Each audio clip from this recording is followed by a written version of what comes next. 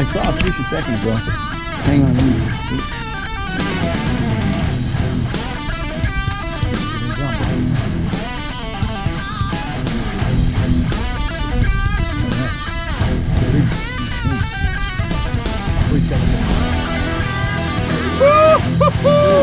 Nice king. Look at there. The king.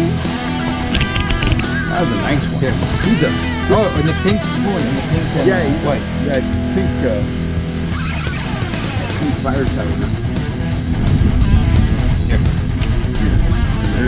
There's that. That's awesome. Howdy, folks. Kel Kellogg here. Me and my buddy Abdul, we just took a trip over to Lake Berryessa, and we did very, very well. Check out this footage. Then I'm going to talk a little bit about that trip, and I'm going to give you some tips about how you can go over to Lake Berryessa and put the smack down on some big rainbows and some awesome king salmon. Wow. Can't stop him. That's a big fish. Wow. You want me to stop the boat? I don't know. Maybe slow down a little bit. This feels like a monster, guys. I don't know. We were going pretty fast. But my drag's fairly loose, but my drag's always loose. It's 200 feet away.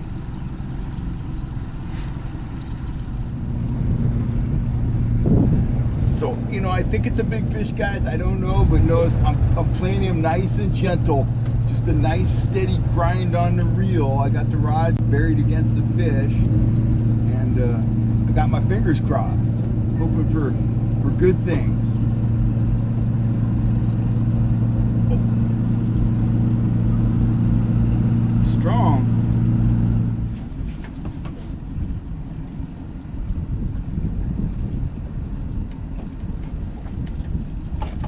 Oh! Nice. Awesome. Nice fish. We got a rainbow for dinner, guys. Big old Lake Berryessa rainbow, guys. That's a beautiful fish. Look at that tail. We're definitely keeping him for the table. Awesome fish. He was spitting up shad in the net. He's a couple pounds. He's a nice fish. There's that trigger spoon, guys. They're feeding on shad. Pretty decent imitation. Got some purple, some pink, some white. Chrome on the back. And he jumped all over it. Awesomeness. Lake Berryessa. That's what you come to Lake Berryessa for. We were going about 2.7, 2.8 miles an hour. Nice fish. Okay, guys, Abdul is hooked up, and he said it's a very heavy fish. So we're on the trolling motor here. I put the main motor in neutral. So we're just kind of easing along very slowly. I was wondering if I didn't think it's going to hit this one. But we're not stopping. Oh my God, it's still dry. It is. Yeah, I'll get it. This one? Yeah. Let me see. Can't see it. This area is freaking gold. You need fish to catch fish, right? It's like another king. It's fighting.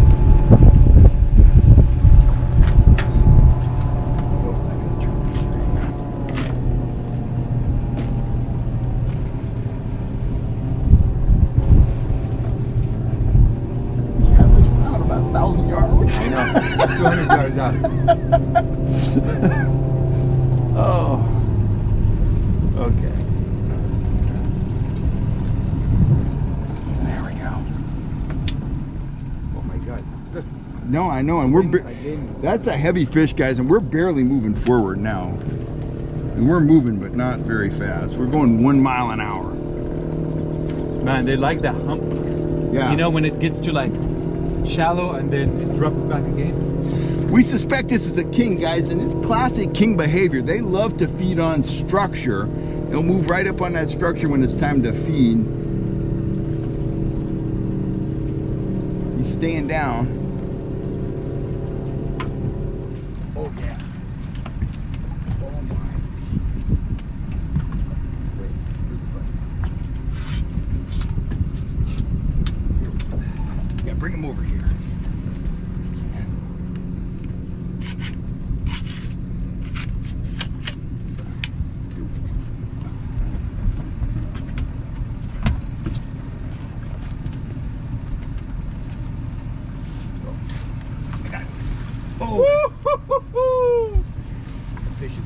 My man. Nice. Oh my Oh, that's on God. that purple. Wait. No, that's the. That's that purple trigger spoon. Yeah. Here. Here. Check them out, guys. Right there, king salmon on the UV purple trigger spoon. That's a nice fish. I can barely hang on to him. He is strong. That's a ticket, baby. Got another one on the trigger spoon, guys. Probably 10 minutes later. Same. Oh.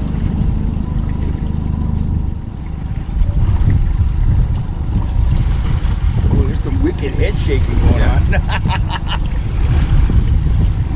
Oh my. Love it when they do that. That's cool.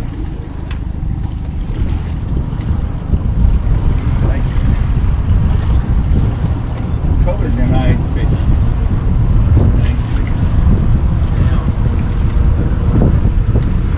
Oh my God, it's a nice fish. Nice fish. Yes.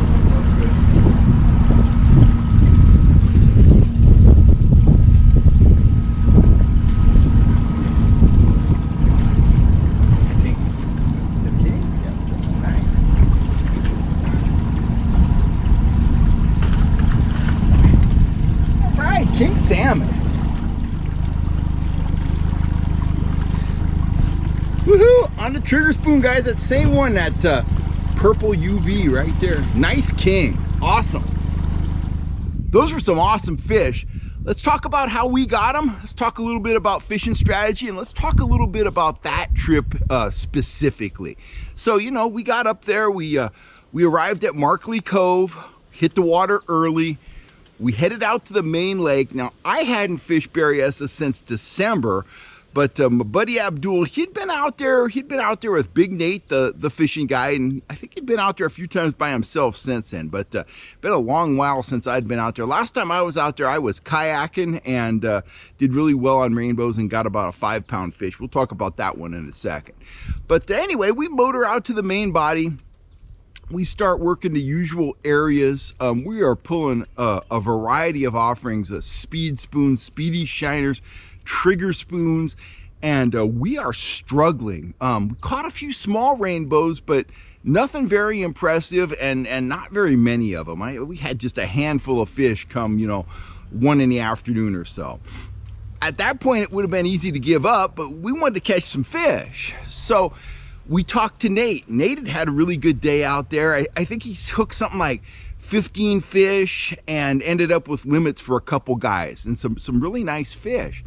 So Nate's very gracious. He told us right where he was fishing and right what he was pulling. He told us about some grebes out there, described the area. Well, sure enough, next thing you know, we're over in that area. The birds are there. We're marking a few fish. We're doing it. We're doing exactly what Nate was doing with Nate's lure selection, some speedies and stuff like that. And we can't buy a bite. I mean, we can't get hit, and it just looked absolutely fabulous. And you know, that old saying was ringing in my head: you can't catch other people's fish, and that is so often true. It's just really bizarre. And I know Nate is a straight shooter and put us right on the area where he was catching fish. And I'll bet you $1 if he were with us, we'd have been smacking him. But for whatever reason, we couldn't hook up. So we probably spent an hour, maybe a little longer on that area. We made a couple moves in the main body. We caught a couple more smallish rainbows. And then we moved up into the arm of the lake. We moved up into the narrows. And we got up in that area near the power lines, which is a pretty notorious fish producer. Our thought was we were going to fish our way back to Markley. We were going to try the area around the power lines, and then we were going to try the area, the big cove by the dam. I believe guys call that the ballpark there. Well, we never got to that part, because when we lined up on the power line area, Abdul said he had watched an episode of Angler West TV, and the guide on that show, he didn't remember who it was, advised keeping the boat in 90 feet of water and trolling close to the shoreline. Well, it's really deep right there, so you can get very close to the shoreline and still be over 80, 90 feet of water. So that's what we did. And our first fish came on I believe a gold and red speedy shiner. So we were elated. That was a nice fish. It turned out being the smallest king that we kept, but it was still a nice fish. It was probably about 2 pounds. So we got that fish in. We turned back around, and I had one bait in the water. I had this trigger spoon right here, and right away I caught a really powerful fish on it, and it was that really nice rainbow. Well, lickety split, put that fish in the boat, I hook another fish on that pattern lure right there. It's that purple white UV, we call it purple haze on the website. And I gotta say, Abdul did not hesitate one beat. He said, that's what they're hitting, let's put that on all the rods. In other words, we'd established a pattern, let's make the most of it while these fish are biting. And we were pretty fish hungry at this point. We'd been fishing for hours, and this was our first real action, man. This is when the bite started for us. So I kept that one in the water. I only had one more of those, and had that, you know, put that on one rod, the second one. And then the closest thing I had was this pink fire tiger, which leans a little bit to the purple side. So we put that on, and we proceeded to catch fish on all 3 of those lures. And what had been a really slow day turned out to be a really good day. So one takeaway tip from that is, if you've traveled to go fishing, and that was a bit of a haul. It's about 90 minutes for Abdul to get there, about 2 hours for me to get to Berryessa. If you've traveled and you got the time, don't give up. If we'd have given up after, you know, our experience in the main body, we'd have had a pretty bleak day. We'd have went home with no fish and very little excitement. But because we stayed with it, we found the fish, we found a pattern that worked. And believe me, we forgot all about that slow fishing we had in the morning really quick when those big old kings started biting. I'll talk about some other lures that I've had success at Berryessa with this year. But before I do that, let's talk a little bit about those kings and the rainbows we encountered there in the Narrows. Now, in deeper water, we were marking fish down deep. We were marking fish, marked a few at 40, marked a few at 50. The depth we were catching the fish at was between 20 and 30 feet down on the downriggers. And at that depth, we weren't marking very many fish, and we weren't marking very many fish along the shoreline. But it's a pattern I see all over the place at our big reservoirs. And that is deeper inactive fish and more active fish, a smaller percentage of the fish, but the active fish moving up onto structure. We were trolling that contour line, you know, along the shoreline. There were large fish up there looking to feed, and we were catching them. And it just got late. We could have kept on catching them. We left when the bite was still going on. But we weren't, again, marking a lot of fish. We'd mark fish offshore, but we were targeting the fish that were up there hunting, and they were ready to go. Definitely showed a preference for that purple and white finish, though, for whatever reason. Now, let's talk some general Lake Berryessa strategy. Lake Berryessa is chock full of threadfin shad. It is a shad lake. And in the past, I've done very well on chrome spoons like that Death Prism trigger spoon right there. I've done very well on stuff like that, you know, just and the classic dark over light shad pattern stuff, same stuff you'd want to pull at Folsom or Comanche, lakes like that. But for whatever reason, when we were out there, the purple, the purplish pink, the UV stuff was working real well. Now, because it's a shad lake, it has a reputation of being a power trolling lake. A lot of guys go out there and they do very well on you know, quickly trolled spoons. The speedy shiners, the speed spoons, speed range anywhere from 2.8 to 3.5 miles an hour, something like that. When we got our fish, we were going 2.7, 2.8, inching up to 3 once in a while. That pattern absolutely works at Berryessa. It's a big lake, going fast, cover maximum amount of water. You're pulling a shad imitating spoon quickly. You come across an actively feeding fish, bingo, fish on. And if those fish are fairly spread out, by trolling fast, you're going to cover a maximum amount of water, and you're going to encounter a maximum, number of those fish throughout the day. That's the theory, and it very often works at Lake Berryessa. There are times when you can do very, very well if you slow down, and that's the condition I had out there in December. I started out in a kayak. I was banging some fish right there on that chrome full-size trigger, going 2.5 to 2.7. But then as the day went on, the bite seemed to slow down a little bit for me, and I broke out the Trigger Spoon Juniors. Basically the same color selection, those guys right there. Main difference being the Trigger Spoon, it performs best anywhere from about 2.3 to 2.7, 2.8 miles an hour. And the Junior, well, that's a great spoon, starts working at about 1.5, 1.6, and you could take it all the way up to 2.2. Just a slower presentation with a more compact lure. My biggest all-time rainbow came on that trip in December.